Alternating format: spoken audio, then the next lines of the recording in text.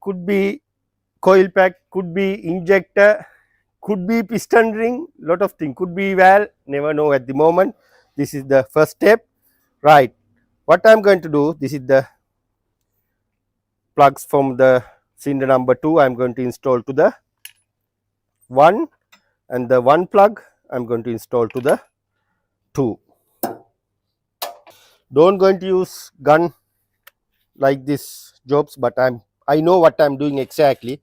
That's why I'm using the gun. Careful when you using the gun. If you're not sure, use just ratchet.